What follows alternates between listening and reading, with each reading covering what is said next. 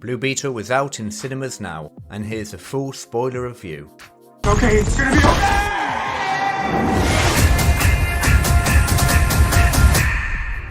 Like most of you, I had very low expectations for Blue Beetle.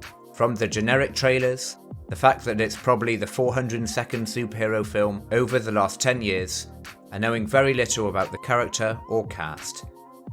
But Blue Beetle is a really good, fun film. With a phenomenal score and distinct visuals, it does more than enough to make me, someone who is more than bored with the superhero genre, pleasantly surprised. So first, a quick summary of the plot before we get to the positives, negatives, and my overall rating for the movie. Jaime Reyes is part of a Latino family living in a fictional Palmera City in the US.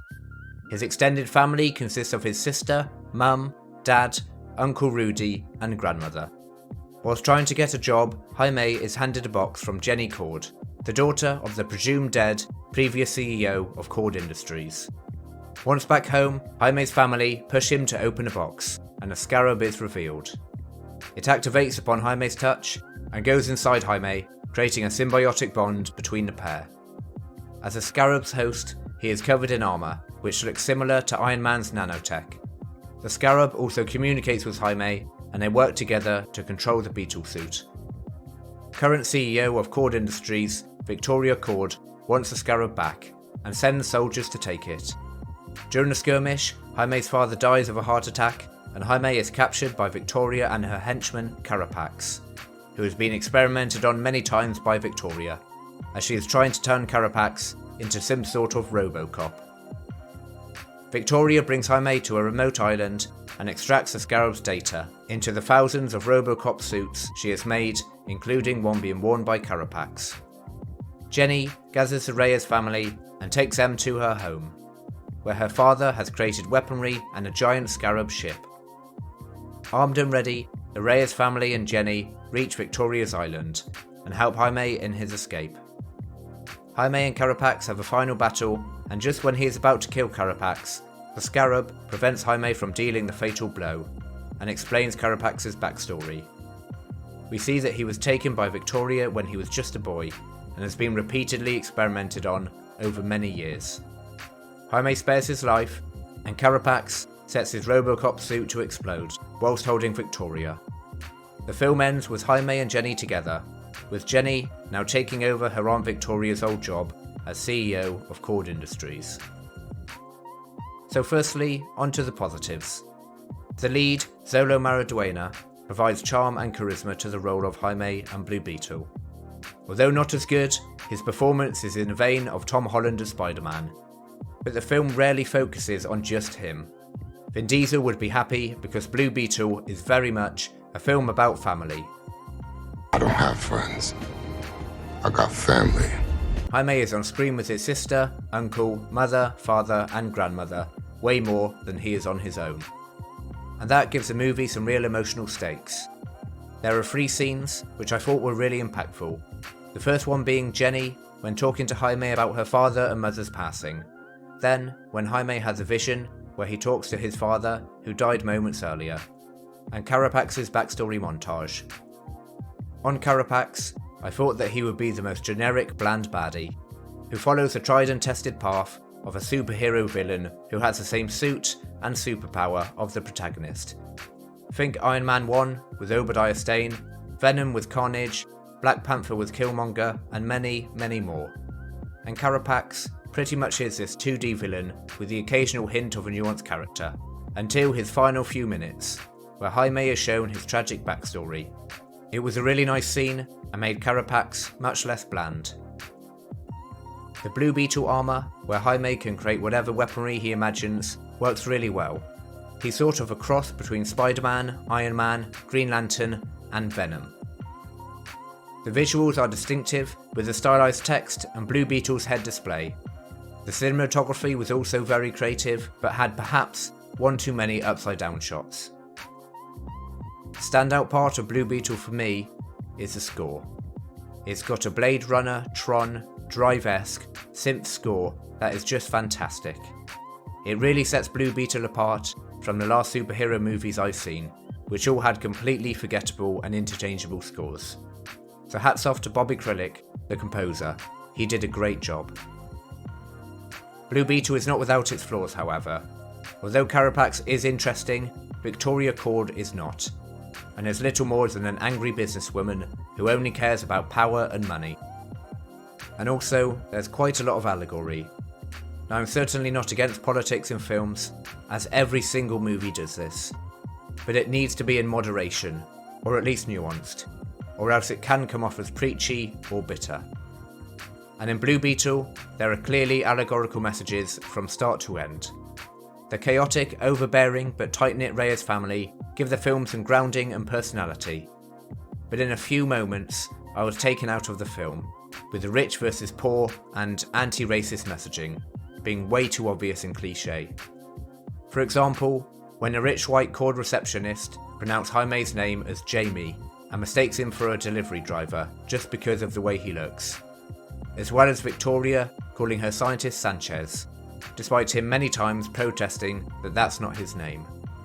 It would have been much better if Victoria kept getting his name wrong, but when he rebels against her, she calls him his correct name, in an attempt to try and connect with him. This would show us that Victoria knew his name all along, but she wanted to undermine him by constantly saying his name wrong. Instead of this, she just gets his name wrong because, I don't know, she doesn't care about non-white people, I guess. So it can be a bit preachy and simplistic in parts, which is to the film's detriment, as despite these moments, the script is rather good, so they do stand out. Also, the comedy is a bit hit or miss. I did enjoy the subtle, humorous moments, but when the over-the-top comedy came in, it didn't quite work for me. The film suffered from a clash of tones, really.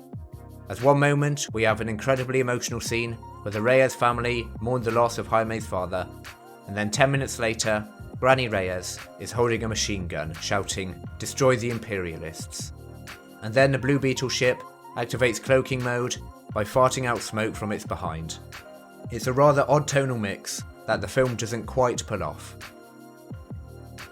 Overall, I think the film was good, but not great, with some notable emotional moments. And for those of you who wait for the end credit scenes, there are two. The mid-credit scene reveals that Jenny's father is actually alive, and the end credit scene is 10 seconds of a Mexican cartoon, so just a nod to Mexican culture there. Just before we get to my ratings of the film, I think it's worth addressing because it confused me, where Blue Beetle fits in to this rather weird transition period for DC movies. James Gunn and Peter Safran have announced that the DCU will end with Aquaman 2, and they will reboot the DC superhero universe with a creatively named DCU. Blue Beetle, despite coming 4 months before Aquaman 2 and being made before James Gunn and Peter Safran took over DC, is actually part of their new DCU. Possibly. I say possibly because this film is very likely to flop, with a predicted 30 million opening weekend, which is around half of what The Flash's opening weekend was. So Blue Beetle certainly won't have the cultural impact to warrant it effectively being the first film of the DCU. So maybe they will keep it in the DCU, or maybe they will quietly leave Blue Beetle outside of the DCU, without officially declaring it as null and void, as they have with the rest of the DCEU films. James Gunn said that Blue Beetle will continue on in the DCU, even though the first DC Studios movie is Superman Legacy. Are you still with me? The director of Blue Beetle, Angel Manuel Soto, said this in regards to whether Blue Beetle is set in the DCEU or the DCU.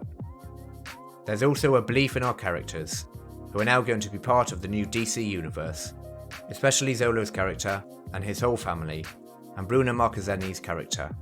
So knowing that they are going to continue to move forward in the DCU allowed me to feel relief for myself and for them. And there's nothing in the movie that would specifically put Blue Beetle inside the DCEU. So it is possible that we will see a Blue Beetle 2 sometime in the future. So finally, onto my ratings of the film. Plot scores 7, entertainment value scores 8, characters and performances 8, visuals 8, sound gets a 9 out of 10, and the ending scores 7. so my overall rating for Blue Beetle is 78%.